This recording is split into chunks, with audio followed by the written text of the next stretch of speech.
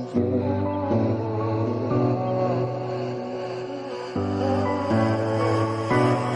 been reading books of old, the legends and the myths, Achilles and his gold, Hercules and his gifts, Spider-Man's control, and Batman with his spits.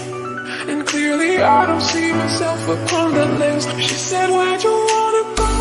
How much you wanna rest? I'm not looking for somebody with some superhuman gifts, some superhero, some fairy tale bliss, just something I can turn to, somebody I can